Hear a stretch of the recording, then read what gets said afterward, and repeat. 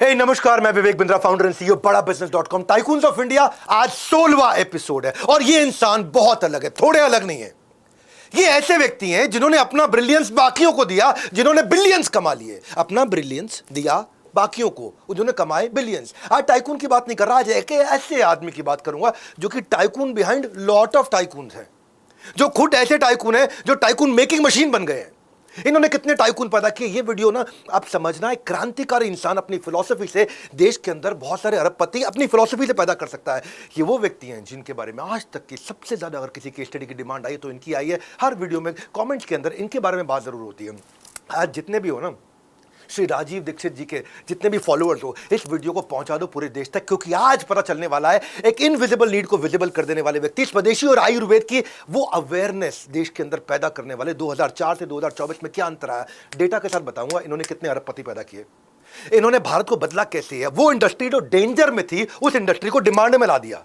इनकी सिर्फ फोटो लगा करके कंपनियों ने करोड़ों करोड़ों रुपया कमाया है। दिल से स्वदेशी, दिमाग से चाणक्य, स्वर्गीय राजीव दीक्षित जी, जिनको सोशल एक्टिविस्ट भी मानते हैं, सच्चा देशभक्त भी मानते हैं, और कई लोग उनको स्वामी विवेकानंद मानते हैं। इनकी जिंदगी लंबी नहीं रही, आज ये हमारे बीच में नहीं है, लेकिन ऐसे लोगों का कभी देहांत नहीं होता, इनकी देह का अंत ही नहीं होता है। बहुत बड़ी उम्र थी इनकी, लंबी नहीं थी। कल जो बीत गया है शनिवार, इनकी जन्मतिथि भी थी और इनकी पुण्यतिथि भी थी। आज टाइकून्स ऑफ इंडिया में इनकी बात करने वाले हैं श्री राजीव दीक्षित। आज घर घर में गिलोय, हर आंगन में एलोवेरा है। चाय की पैकिंग पे तुलसी मुलेठी का अगर नाम आ जाए तो धड़ाधड़ बिकने लग जाती है। आयुर्वेद की जगह, ये आयुर्वेद की रियल वेव कौन लेकर के आया, आयुर्वेद की किसने हमें जगाया, ये राजीव दीक्षित। आपके मन में सवाल आ रहा होगा, Rajiv Dixit tycoons of India में क्यों? ये तो कोई बड़े बिजनेसमैन नहीं थे, नहीं, क्योंकि इनके कारण बहुत टाइकून पैदा हुए, छोटे छोटे छोटे छोटे, बहुत बड़े हो गए। ऐसा वेव लेकर के आए, एजुकेशन में टाइकून, हेल्थ केयर में टाइकून, डॉक्टर्स के टाइकून, वेलनेस सेंटर्स के टाइकून, कई प्रोडक्ट्स के, कई इंडस्ट्री के, कई बिजनेसेस के। समझते जाओ, मैं डिटेल में बताता हूं। दो सेंटिमेंट दिए इन्होंने भारत को, एक आयुर्वेद का सेंटिमेंट और एक स्वदेशी नेशनलिस्टिक सेंटिमेंट। विदेशी मेडिसिन हो या विदेशी कानून हो, खुल के विरोध करने वाले व्यक्ति। 1994 में जा रहा हूं पीछे, राजीव दीक्षित दिल्ली में एमएनसी के खिलाफ, मल्टीनेशनल कंपनी, उनके खिलाफ बड़ा भयंकर प्रोटेस्ट कर रहे थे। अपने देश को खड़ा करना है, अपने देश को सोने की चिड़िया बनाना है, ऐसी इकोनॉमी बनाना है कि अमेरिका को, यूरोप को उखाड़ दूंगा। और वो प्रोटेस्ट के अंदर लोग जुड़ते चले गए इनसे, और भीड़ बहुत ज्यादा हो गई। अब देखो जरा पीछे, इतनी बड़ी भीड़, सरकार घबराई और उनकी गिरफ्तारी के आदेश दे दिए। किरण बेदी जी, हाँ, बहुत बहुत हम रिस्पेक्ट करते हैं किरण बेदी जी को, लेकिन उन्हें गिरफ्तार करना पड़ा। तिहाड़ की उस समय इंस्पेक्टर जनरल थी। राजीव जी को गिरफ्तार करके तिहाड़ में ले जाया गया और सिपाहियों ने उनसे बोला, ए राजीव दीक्षित, शरीर के आइडेंटिफिकेशन मार्क्स के लिए कपड़े उतारो अपने। राजीव जी बोले, कपड़े क्यों उतारूं भाई, ऐसे ही पूछ लो मुझसे। बोले, ना ना ना ना, ये नियम है, ये उतारने पड़ेंगे तुम्हें कपड़े, नहीं उतारे तो मेरी नौकरी चली जाएगी। राजीव जी बोले, कहाँ है नियम है, दिखाओ मेरे को नियम कहाँ है। माहौल खराब होने लगा, आजू बाजू बहुत सारे कैदी भी खड़े हो गए। ये क्या नियम है, बात तो सही है, ये पहली बार किसी ने सवाल किया। राजीव जी ने सवाल किया, नियम बनाया किसने, ये कपड़े उतार नंगा करने का नियम कौन बनाता है। हंगामा बढ़ा तो किरण बेदी जी आ गई, उसी सेल में दौरे पे आ गई, और राजीव जी बोले कि एक कैदी के भी अपने अधिकार होते हैं, उसके भी अधिकार होते हैं, मेरे अधिकारों का हनन क्यों, ये कौन सा नियम है कि जिसके तहत मुझे नंगा किया जाएगा। किरण बेदी जी ने कहा कि भाई ये मैनुअल में लिखा हुआ है। कहते पढ़ाओ मैनुअल दो। अब किरण बेदी जी जानती थी ये बिना पढ़े कुछ मानेंगे नहीं, अगले दिन मैनुअल ढूंढ के उनको पकड़ा दिया। राजीव जी ने उस समय पुलिस एक्ट 1861 का मैनुअल पढ़ा, खून खौल गया। अंग्रेजों का manual, Indian penal code IPC 1860 का मैनुअल पढ़ा और खून खोल गया। ये अंग्रेजों के खिलाफ थे बहुत। अंग्रेजी जमाने से चले आ रहे इस कायदे कानून में हर तरीके से इंडियंस को एक्सप्लॉइट करने की व्यवस्था थी, जो उनको पसंद नहीं आती थी। राजीव जी जब जेल से छूटते ही नियमों के बदलाव के लिए आंदोलन शुरू कर दिया। सवाल पे सवाल, सवाल पे सवाल, सवाल से किया बहुत बड़ा बवाल, और बवाल से बदलाव करने निकल पड़े। अब कैसे टाइकून्स पैदा किए, ये हमेशा कहते थे कि पॉलिथीन बनाने वाली कंपनी पर, जो पॉलिथीन बना रही है, हाँ, उस पे क्यों नहीं केस करते, पॉलिथीन में सब्जी बेचने वाले गरीब आदमी पे क्यों, उसको क्यों तंग किया जा रहा है। तो कानून की व्यवस्था को, तंत्र को ये बदलना चाहते थे। अब ये जो बागी स्वभाव था, किसी को नहीं पता था कि आने वाले समय में, या आप आज वीडियो में देखोगे कि इन्होंने कंट्रीब्यूट क्या किया देश को। कौन जानता था कि आगे चल के टाइकून्स के लिए सबसे बड़े बूंद साबित होंगे। ये वो व्यक्ति बनेंगे जिनके कारण कई टाइकून्स पैदा हुए। ये टाइकून मेकिंग मशीन कैसे बन गए। राजीव दीक्षित जी, पहले समझ लीजिए 30 नवंबर 1967 अलीगढ़ में इनका जन्म हुआ, और 30 ही नवंबर 2010 भिलाई छत्तीसगढ़ में इनका देहांत हुआ। हुआ। राजीव दीक्षित जी की अगर वेबसाइट देखते हो तो ये भाई साहब को मालूम है आपको, बीटेक थे Allahabad university, MTech IIT Kanpur से किया, पीएचडी टेलीकम्युनिकेशन में फ्रांस में, उस समय टेलीकम्युनिकेशन में पीएचडी, और साइंटिस्ट की तरह अब्दुल कलाम जी के साथ में उन्होंने काम किया। ब्रह्मचारी थे पूरी तरह, कभी शादी नहीं करी, फ्रीडम फाइटर्स की फैमिली से थे। किसी ने इनसे एक बार पूछा कि बापू को आप इतना मानते हैं? बापू कौन? महात्मा गांधी जी। आप उनको बड़ा मानते हो? बोले मानता हूं। तो कहा बापू तो वो कहां ब्रह्मचारी थे, उन्होंने विवाह किया, आप क्यों नहीं करते? बोले भैया मुझे एक ही जन्म मिला है और ये जीवन में आप देश को दूंगा, अपने परिवार को नहीं दूंगा, ये देश मेरा परिवार है। ऐसे क्रांतिकारी व्यक्ति के मन में क्रांति आई कहां से? ऐसे क्रांतिकारी व्यक्ति की फिलॉसफी जानते हो, किसी एक बड़े कॉर्पोरेट के अंदर अगर बड़ा लीडर विजनरी हो, उसकी फिलॉसफी ठीक हो, उसका विजन मिशन ऑब्जेक्टिव ठीक हो, तो पूरी कंपनी पे असर आता है। ऐसे ही कोई देश का लीडर हो तो पूरे देश पे असर आता है। और ये कैसे बने? ये 1997 की बात है। झुकाव आयुर्वेद की तरफ कैसे बढ़ा?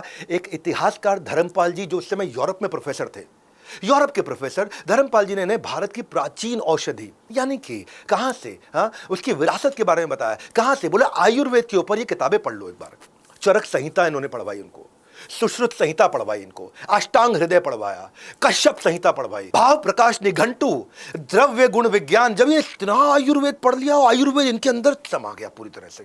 राजीव जी कहने लगे इन बुक्स में ऐसी बातें लिखी, अगर जीवन में उतार लिया एक आदमी 100 वर्ष तक आराम से जी सकता है। इसको बोलेंगे शायद शतायुपैथी, एलोपैथी नहीं, आयुर्वेद नहीं, शत आयु, 100 साल की आयु। पूरे देश में घूम घूम कर अब आयुर्वेद का प्रचार करना शुरू किया, देश में असर आने लगा। देश में इन्होंने एक नया सेगमेंट क्रिएट कर दिया, प्रोडक्ट कैटेगरीज क्रिएट कर दी, इंडस्ट्री क्रिएटर बन गए। किसके? आयुर्वेद के। अब इनका था ब्रिलियंस, लेकिन कमाए लोगों ने बिलियंस। पतंजलि आयुर्वेदा 2007 में आई और आज देख लो कि 2024 तक केवल आयुर्वेद से 13,000 करोड़ और पतंजलि फूड मिला लें तो 64,000 करोड़ की कंपनी हो गई। डाबर जिस समय ये प्रचार कर रहे थे 2004 से 2024 कंपेयर कर लो, 2004 में 1200 करोड़ उसका मार्केट कैप, आज वही डाबर वही आयुर्वेदिक प्रोडक्ट बेच बेच के 1200 करोड़ से 1,10,000 करोड़ की कंपनी हो गई। हिमालय अनलिस्टेड है तो इसका रेवेन्यू देख लेते हैं खाली। उस समय 2004 में केवल 200 करोड़ करता था, आज लगभग 4,500 करोड़ कर रहा है। इनकी नीति और उससे खड़े हुए बड़े बड़े बिजनेस के माहिष्मती साम्राज्य, और माहिष्मती बनने के लिए नीति चाहिए।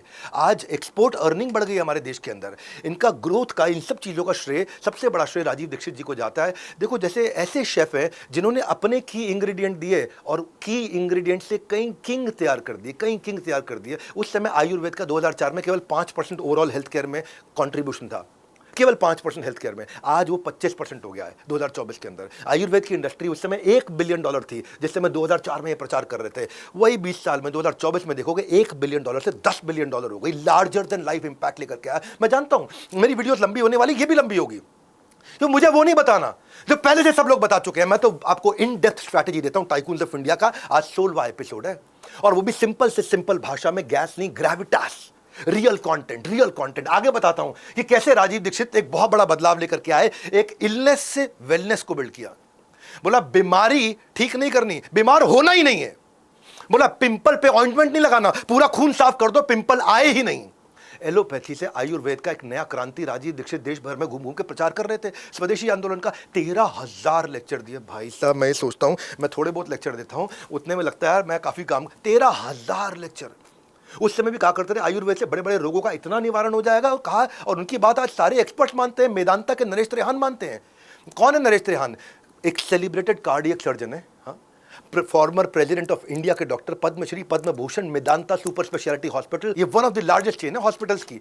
प्रेफर्ड डेस्टिनेशन है, पूरी दुनिया के लोग मेदांता में आते हैं, और ये बोलते हैं कि मेदांता की एक अलग डिवीजन है। आने वाले समय में आयुर्वेद और एलोपैथी का मैं फ्यूजन बिल्ड कर रहा हूं पूरे देश के अंदर। मैं तो एक पूरा कमिटेड हूँ आयुर्वेदा को।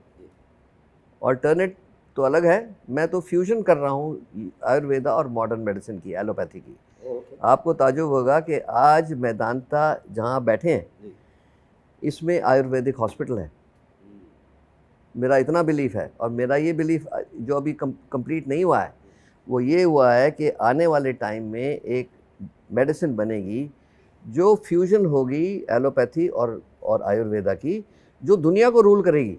राजीव दीक्षित जी ने लिखा, बोले एलोपैथी एक एडवांस साइंस है। एलोपैथी में पेशेंट्स को टॉक्सिन, जहर दिया जाता है ताकि उसकी बीमारी ठीक हो, लेकिन वही टॉक्सिन उसकी डिजीज को तो खत्म करता है, पर साथ साथ बॉडी को बहुत नुकसान करता है। एलोपैथी एक काफ़ी एडवांस साइंस है। हम या तो दवाइयाँ देते हैं या टॉक्सिन्स देते हैं, जैसे ये पॉइजन्स हैं, एंटीबायोटिक भी है, कीमोथेरेपी भी है, ये सब पॉइजन्स हैं जो बॉडी को देते हैं डिजीज़ को मारने के लिए। उसके साथ साथ हम बॉडी का भी नुकसान करते हैं। आयुर्वेद बॉडी को स्ट्रेंथन करता है to fight with the disease. देख लो, मेरे साथ इंटरव्यू में खुद बोले, जो ट्रेडिशनल मेडिसिन है वो कहती है मैं बॉडी को स्ट्रेंथन करेंगे टू फाइट द डिजीज। इनके अलावा आज आप डॉक्टर BM हेगड़े को देखते हो, ये आयुर्वेद के डॉक्टर नहीं है, ये एलोपैथिक डॉक्टर है, रिनाउंड कार्डियोलॉजिस्ट है, पद्म विभूषण है, और आगे भारत रत्न से जस्ट एक स्टेप पहले कई किताबें लिखी। ये कहते हैं आयुर्वेद माँ है पूरी मेडिकल विजडम की, कोई सी भी पैथी हो पूरी दुनिया की, उसकी माँ Ayurveda. Ayurveda is the mother of all medical wisdoms in this universe. Shri Rajiv Dixit, उन्होंने सेम बातें बोली कि होलिस्टिक सिस्टम है कि सिम्टम को नहीं ट्रीट करेगी, ये जड़ से बीमारी को समाप्त कर देगी। मॉडर्न मेडिसिन तो केवल इमरजेंसी में काम आ सकती है, आयुर्वेद परमानेंट क्योर कर सकता है। आप आज जीना सीखो। आज डॉक्टर आचार्य मनीष,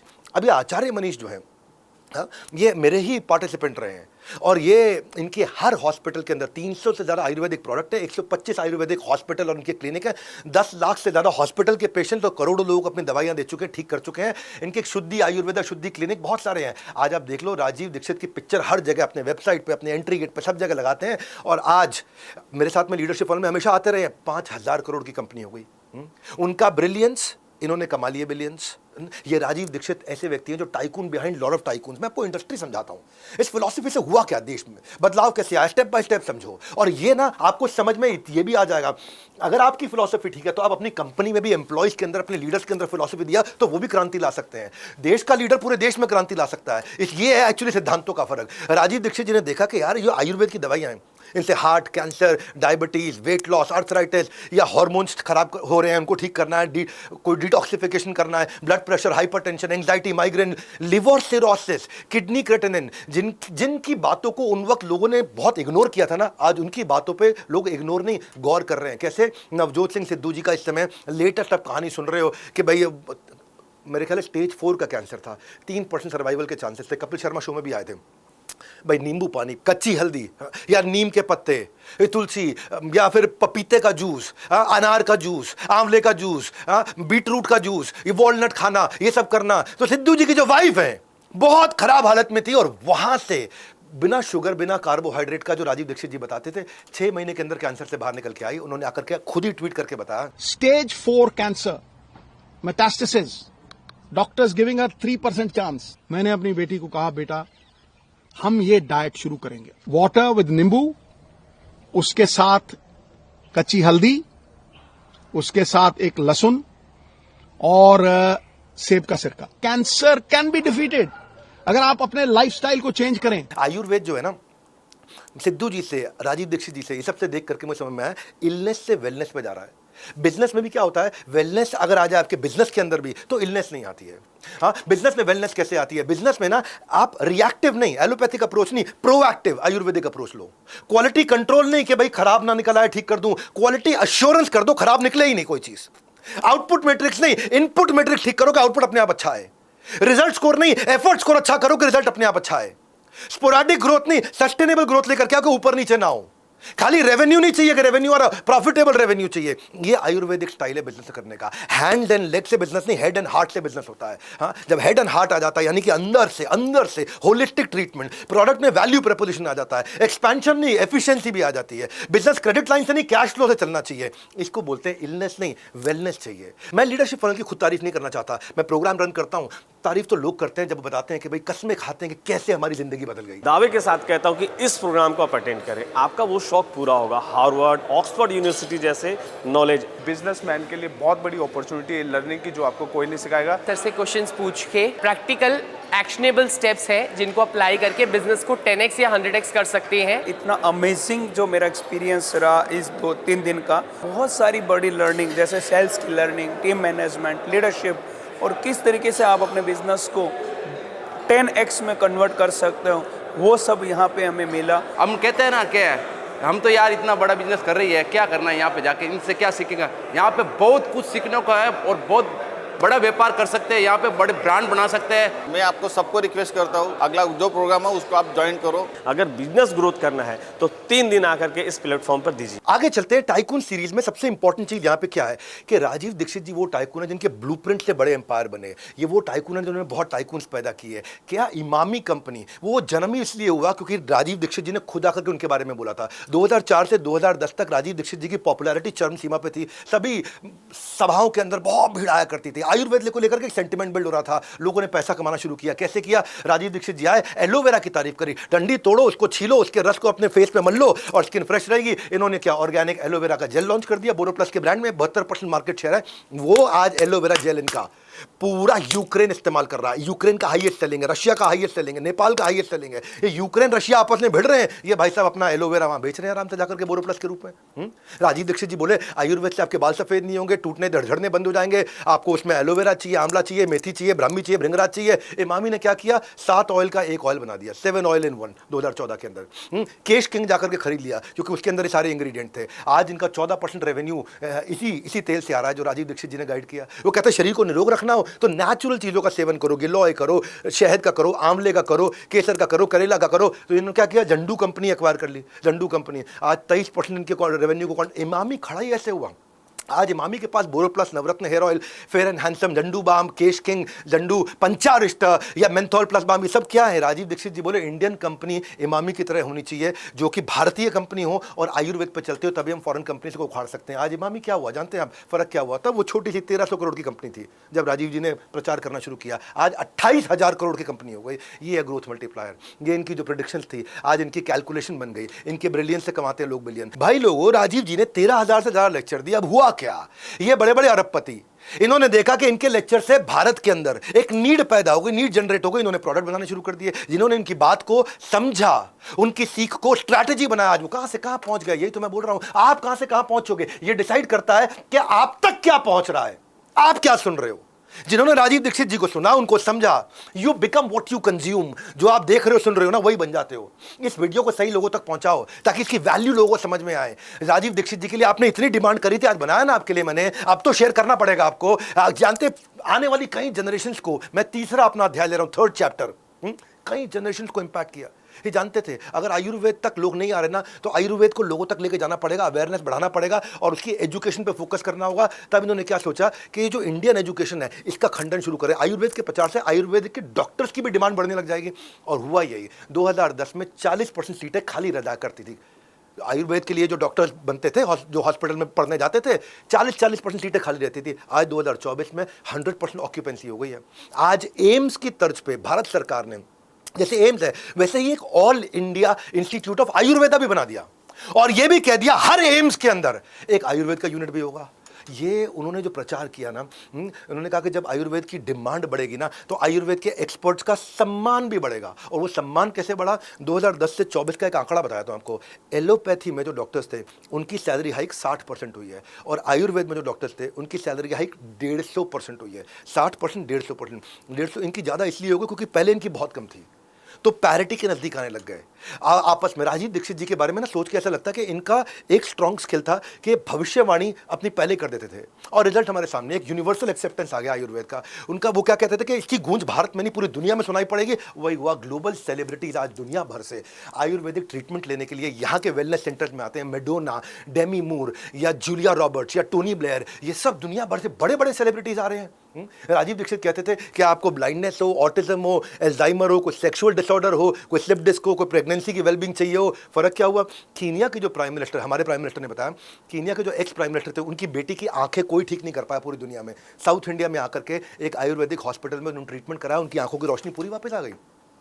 खुद एक्स प्राइम मिनिस्टर इस बात को रिकॉग्नाइज कर रहे हैं पूरी। एक्चुअली क्या हुआ, आज ग्लोबल एक्सेप्टेंस हो गया। अब लोग पूरी दुनिया से भारत में आने लग गए हैं। लोगों को धीरे धीरे अंग्रेजी दवाओं का रियलिटी जब पता चला तो खुद आयुर्वेद की तरफ मुड़ने लगेंगे। यही बोलते थे राजीव जी। आज हुआ क्या? स्विट्जरलैंड मुड़ गया, उन्हें आयुर्वेदिक हॉस्पिटल बनाना शुरू कर दिए। यूएई में बन रहे हैं, हंगरी में बन रहे हैं, रोमानिया में बन रहे हैं, मलेशिया में बन रहे हैं, बहुत सारी एशियन अफ्रीकन कंट्रीज में बन रहे हैं। भाई लोगों, उनका वचन होते जा रहा है सत्य वचन। वो कहते थे कि भाई लोग, आप इतना मैसिवली स्पेंड करते हैं अपनी हेल्थ के ऊपर जाकर के। डॉक्टर्स कहते हैं सफेद कोट, काला कोट, इनसे बच के रहना। वो सफेद कोटों ने खा लिया था, इतना खा लिया था। मेरे ऊपर भी एक बार केस हुआ था, मैंने मेडिकल सिस्टम के ऊपर एक वीडियो बनाया था तो ये कहते हैं कि भाई आयुर्वेद अपने आप में हेल्थ इंश्योरेंस है। लेकिन भारत सरकार ने क्या किया, वो कहते हैं कि क्योर नहीं, आयुर्वेद कवच भी है अपने आप में। आज इरडा ने रिसेंटली क्या किया, आप आयुर्वेदिक अस्पताल में जाके पंचकर्मा ट्रीटमेंट कराओ, कोई आयुर्वेदिक ट्रीटमेंट लो, हॉस्पिटल में एडमिट हो जाओ, वो भी अब इंश्योरेंस में फ्री। पहले खाली एलोपैथी का जमाना था, आज इंश्योरेंस कंपनीज के लिए जरूरी हो गया है। मैं आपको ना ऐसे ऐसे एग्जांपल्स क्यों दे रहा हूँ, डिटेल में क्यों देता हूँ। ये जो मेरे एग्जांपल्स हैं, ये टाइकून्स ऑफ इंडिया है, इसमें ये एपिसोड अलग है, इन्होंने कई टाइकून तैयार किए, लेकिन बाकी टाइकून्स के अलावा बिजनेस भी सीखना चाहते हो तो मेरी प्ले लिस्ट नहीं है, ये प्रो लिस्ट है, क्योंकि इसमें मैंने बिजनेस की इन डेप्थ बहुत टेस्टेड स्ट्रैटेजीज बताई हैं। मैं आपको राजीव दीक्षित जी का दूसरा नजरिया भी दे रहा हूं, एक ऐसा नजरिया दे रहा हूं। मुकेश भाई के बारे में मैंने बोला था कि वो अपना जो है शेयर होल्डिंग का थोड़ा सा हिस्सा निकालो फिर बड़ा मोटा कमा लो, उनके बारे में बताया था। गौतम भाई अडानी के बारे में बताया, अपॉर्चुनिटी स्कैनर है, बड़ी बड़ी अपॉर्चुनिटी ढूंढ के अरबों रुपया कमा लिया। जमशेद जी टाटा के बारे में बात किया कि पुराने इनोवेशन को कैसे इंप्रोवाइजेशन कर देते हैं और यूरोपियन अमेरिकन कंपनी से आगे निकल गए। जमशेद जी टाटा जिन्होंने टाटा एम्पायर शुरू किया। ऐसी स्ट्रैटेजी सीखना चाहते हो, प्ले लिस्ट में जाओ, ये प्रो लिस्ट है, टाइकून्स ऑफ इंडिया। सारे वीडियो देखो, मेरे वीडियो लंबे होते हैं, इसलिए होते हैं कि मैं छोटी मोटी बात करके जो सब बता रहे हैं वो नहीं बताना चाहता।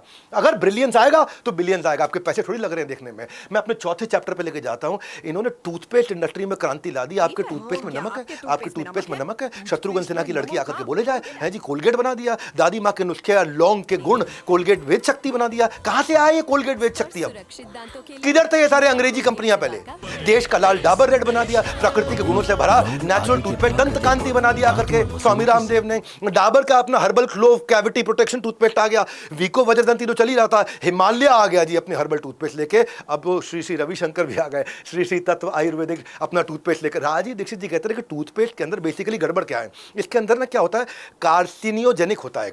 उससे क्या होता है, कैंसर हो जाता है, या फ्लोराइड होगा उसमें, या ट्राइक्लोसैन होगा, या आर्टिफिशियल स्वीटनर होते हैं, पैराबिन्स होते हैं, प्रोपिलीन ग्लाइसॉल, ये सब चीज़ें बहुत ज़्यादा खतरनाक हैं आपके लिए। Sodium L'Oréal sulphate. अब क्या है, कभी आपने गौर किया कि अचानक से आयुर्वेदिक टूथपेस्ट की इतनी भरमार कैसे आ गई?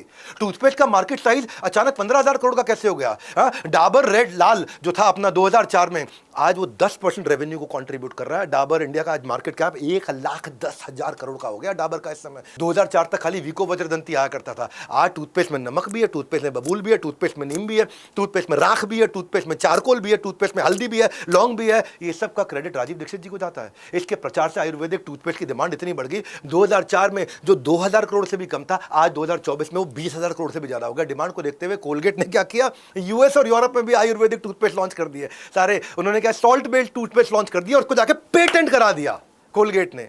टेक्नोलॉजी राजीव दीक्षित जी की ब्रिलियंस, इनका कमा रहे बिलियंस, वो पेटेंट करा के आ गए हैं। उनके ब्रिलियंस से काम चल रहा है। 5वें चैप्टर पे चलता हूं, राइज ऑफ पतंजलि। स्वामी रामदेव क्या कहते हैं, भाई राजीव दीक्षित जी ने आजीवन स्वदेशी दर्शन को पूर्णता से जिया। स्वदेशी भाषा, स्वदेशी भजन, स्वदेशी भोजन, स्वदेशी संस्कृति पूर्ण रूप से उसको लेकर समर्पित रहे। अब राजीव दीक्षित जी 2004 में स्वामी रामदेव से मिले।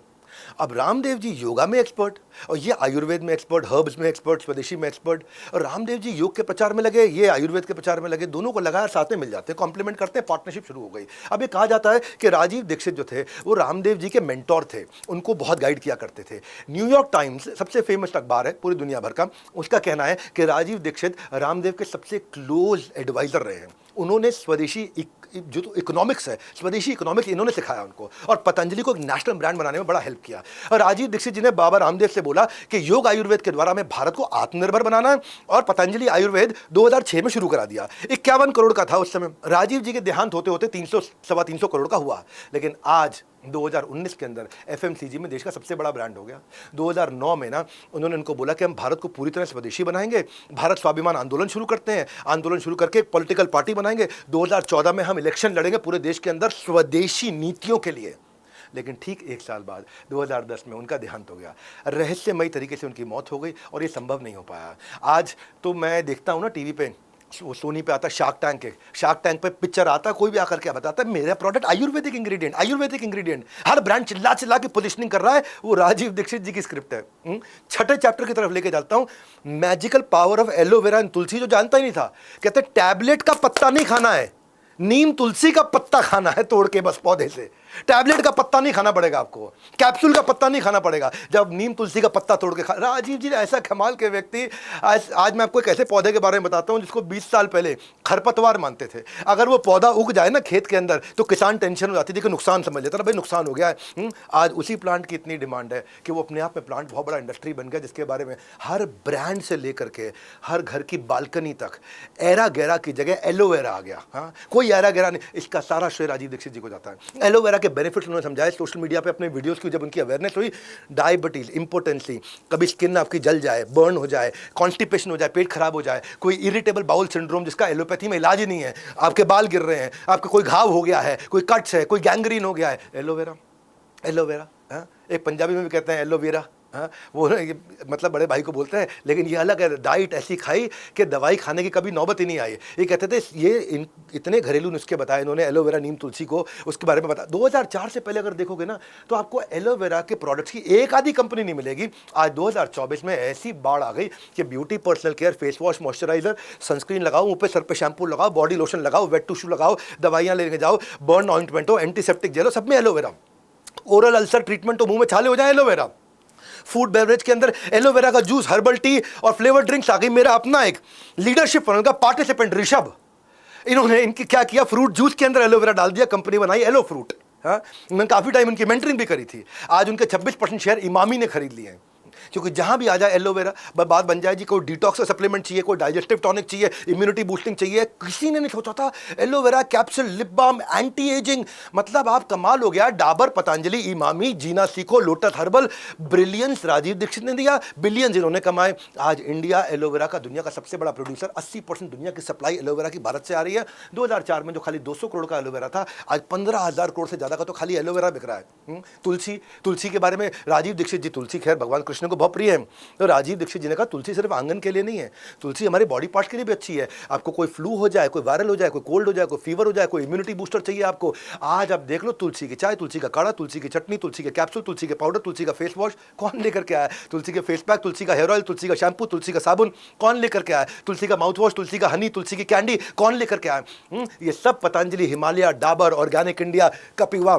ये सब वैसी ही। ऑर्गेनिक इंडिया एक कंपनी है, वो एक्सक्लूसिव ब्रांड खाली तुलसी प्रोडक्ट की है। 2004 में वो 500 करोड़ की छोटी सी कंपनी थी, आज देखते देखते 5,000 करोड़ तो वो ऐसे पार कर गई। कमाल के थिंकर, विजनरी, ऐसे फिलोसोफर जिन्होंने एक इंडस्ट्री वापस जगा दी, जो भारत के हजारों लाखों वर्ष के इतिहास को उन्होंने वापस। आज घर घर में पाए जाने जितने पौधे हैं उनको बिजनेस का पूरा एक अपने आप में एक बिजनेस का एक पेड़ सा बना दिया इन्होंने। राजीव दीक्षित मानते थे इकोनॉमी आत्मनिर्भर सुदृढ़ होनी चाहिए।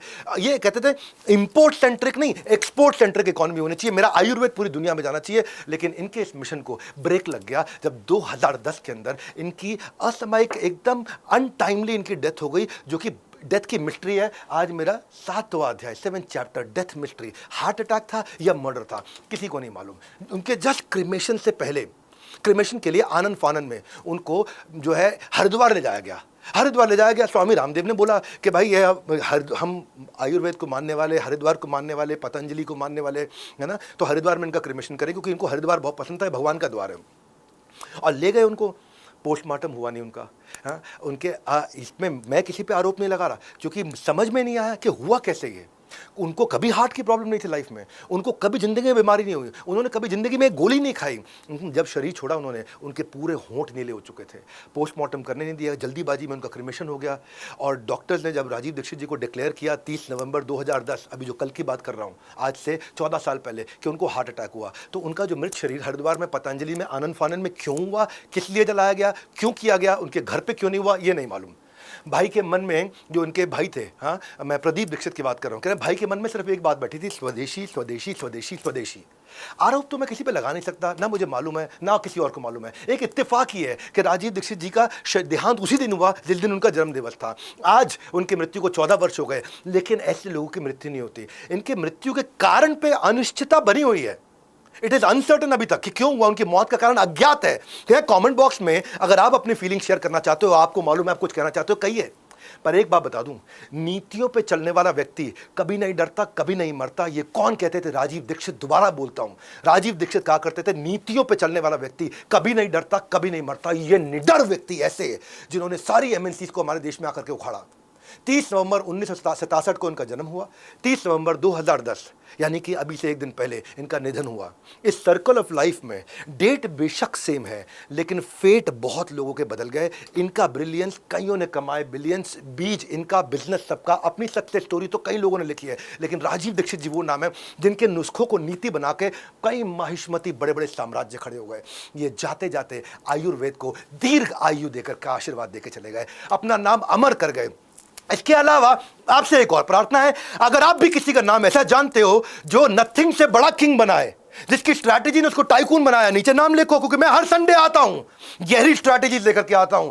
प्रार्थना कर रहा हूं श्री राजीव दीक्षित जी, इनकी इस लेगेसी को अमर बनाए रखने के लिए इनका नाम, क्योंकि ऐसी बड़ी केस स्टडी किसी ने नहीं बनाई, इसको पूरे देश में एक एक व्यक्ति को बताइए, अपनी इस सांस्कृतिक विरासत को पूरे देश नहीं पूरी दुनिया में फैलाएं, भारत को वापस सोने की चिड़िया बनाएं। हमारे साथ जुड़े रहने के लिए आप सबका हृदय की गहराई से हाथ जोड़ के गर्दन झुका के बहुत बहुत धन्यवाद।